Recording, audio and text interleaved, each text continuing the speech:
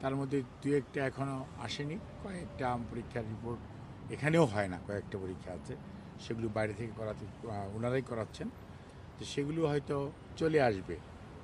এবং আজকেও ওনাকে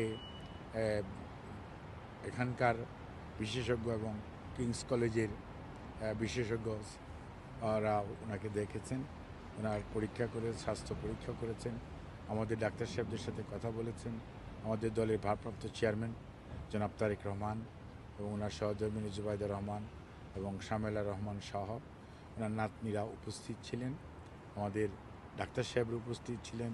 এখানে যেমন মামুন ডাক্তার হুসেন আছে, বাট আমাদের প্রফেসর সিদ্দিকী সাহেব, প্রফেসর শাহাবুদ্দিন সাহেব, প্রফেসর নুরুদ্দিন সাহেব, ডক্টর জাফর ইকবাল ওনারা উপস্থিত ছিলেন, ডক্টর হাসান ইমাম আল হাদি সেও উপস্থিত ছিলেন। এই মুহূর্তে আমাদের সাথে বিএনপির ইউকের জনাব এম এ মালেক এবং জনাব কয়সের ভাই এবং সহ আমাদের কামাল ভাই সহ বিএনপির পারভেজ ভাই কই পারভেজ তো একদম পিছনে, যাই হোক আমাদের বিএনপির স্থানীয় নেতৃবৃন্দ উপস্থিত আছেন।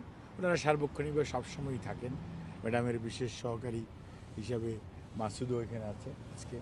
যাই হোক, মানে কথাগুলি বলার অর্থ হচ্ছে যারা আনটায়ারিংলি গত 5 বছর যাবৎ যেমন অনেকেই ম্যাডামের চিকিৎসার জন্য সবসময় লেগে আছেন এবং দেশবাসীর অকুণ্ঠ সমর্থন, দোয়া এবং মোনাজাত এবং বিভিন্নভাবে আল্লাহর কাছে দোয়া চেয়েছেন মানুষ এবং আল্লাহ রাব্বুল আলমিনের অশেষ রহমত। আজকে বেগম খালেদা জিয়া এখন এখানে চিকিৎসা করাচ্ছেন এবং উনি আমরা যেরকম নিয়ে এসেছি তার চেয়ে বলতে পারেন যে আমাদের চিকিৎসার ব্যাপারে এখানকার মেডিকেল বোর্ডের সদস্যরা সবাই ভূয়সী প্রশংসা করেছেন। অনেক সীমাবদ্ধতার মাঝেও যে চিকিৎসা আমাদের চিকিৎসকরা এভার কেয়ার হসপিটাল এবং সর্বোপরি সেটা কাতার এয়ার অ্যাম্বুলেন্স যে সহযোগিতা করেছে সে পরিপ্রেক্ষিতে সবার ভূয়সী প্রশংসা করেছেন এবং উনি এখন সার্বিকভাবে অনেকটা আগের চেয়ে বেটার আছেন। কিন্তু ওনার যে কথাটি আমরা আগেও দেশে বলতাম যে ওনার যে ট্রান্সপ্ল্যান্ট করার বিষয়টা, লিভার এবং অন্য যে জটিলতা আছে, ট্রান্সপ্ল্যান্ট করার বিষয়টার ব্যাপারে এখনও সিদ্ধান্তে আসা যায়নি।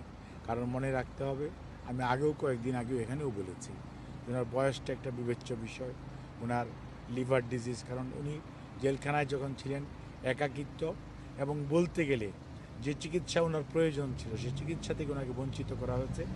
আর দীর্ঘ সময় আটকিয়ে রাখার কারণে যে সময় ওনার বিদেশে নিয়ে আসলে হয়তো